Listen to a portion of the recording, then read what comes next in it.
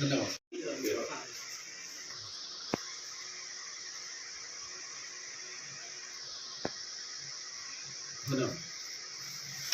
ನೇತ್ರಾಧಿಕಾರಿಗಳ ಒಂದು ಸ್ನೇಹ ಕೂಟವನ್ನು ಬರುವ ಆಗಸ್ಟ್ 10, 2025 ಭಾನುವಾರ ದಿವಸ ದಾವಣಗೆರೆಯಲ್ಲಿ ನಾವೆಲ್ಲ ಆಯೋಜಿಸಿದ್ದೇವೆ. ಅದರ ಅಂಗವಾಗಿ ನಾನು ಅಫಿಷಿಯಲಿ ಅಂದರೆ ಒಂದು ಇನ್ವಿಟೇಷನನ್ನು ಬಿಡುಗಡೆ ಮಾಡಬೇಕು ಅಂತ ನನ್ನ ನೆಚ್ಚಿನ ಮಿತ್ರರು, ಹಿರಿಯರು, ನನ್ನ ಪ್ರೀತಿಯ ಸ್ನೇಹಿತರಾದ ಶ್ರೀ ಅಣ್ಣಾರಾವ್ ಅವರು ಬೀದರ್ನಿಂದ ನಿವೃತ್ತಿಯಾಗಿದ್ದಾರೆ. ಅವ್ರು ನಾನು ಕೇಳ್ಕೊಂಡಾಗ ನೀವು ಬನ್ನಿ ಅಂತ ನನಗೆ ಆಮಂತ್ರಣ ಕೊಟ್ಟರು. In that connection I have come here. ಅದರ ಈ ಒಂದು ಕಾರ್ಯಕ್ರಮಕ್ಕೆ ಶ್ರೀ ಅಣ್ಣಾರಾವ್ ಬಂದಿದ್ದಾರೆ. ನನ್ನೆಲ್ಲ ಮಿತ್ರರ ಪರವಾಗಿ ಅತ್ಯಂತ ಪ್ರೀತಿಯಿಂದ ಸ್ವಾಗತ ಬಯಸ್ತಾ ಇದ್ದೇನೆ.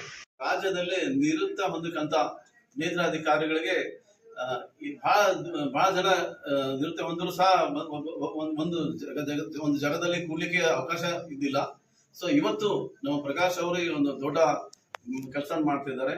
ನಮ್ಮ ನಿವೃತ್ತ ಅಧಿಕಾರಿಗಳಿಗೆ ಎಲ್ಲರಿಗೂ ಇದು ಒಂದು ಅನುಕೂಲವಾಗ್ತದೆ. ಒಂದು ವಿಶೇಷವಾಗಿ ಹೇಳ್ತೀನಿ, ಸಂದರ್ಭ ಮನವಿ ಮಾಡ್ತೀನಿ ನಾನು. ನಮ್ದು ಯಾರೇ ಒಂದು ಸರ್ಕಾರಿ ನೌಕರರು ನಿವೃತ್ತಿ ಹೊಂದ ನಂತರ ಅವರಿಗೆ ಒಂದು ಜ್ಯೋತಿ ಸಂಜೀವನ ಸ್ಕೀಮ್ ಅಂತೂ ಇದೆ, ಬಟ್ ರಿಟೈರ್ಡ್ ಆದವರಿಗೆ ಅದೊಂದು ಇಲ್ಲ. ಅದಕ್ಕೆ ನಾನು ಫೋನ್ ಮುಖಾಂತರ ಮಾತಾಡೀನಿ. ಅವರು ಸರ್ಕಾರದ ಇದೆ ಅಂತ ಹೇಳಿದ್ದಾರೆ. ಮೋಸ್ಟ್ಲಿ 1 ತಿಂಗಳು 2 ತಿಂಗಳಲ್ಲಿ ಅದು ಆಗ್ಬೋದಂತ ಅವರು ನಮಗೆ ಆಶ್ವಾಸನೆ ಕೊಟ್ಟಿರ್ತಾರೆ.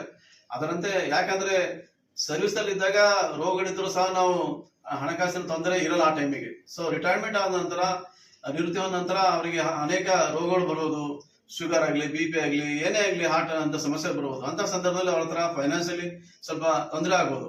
ಆದ ಕಾರಣಕ್ಕೆ ನಾನು ಮನವಿ ಮಾಡಿದ್ದೀನಿ ಸರ್ಗೆ.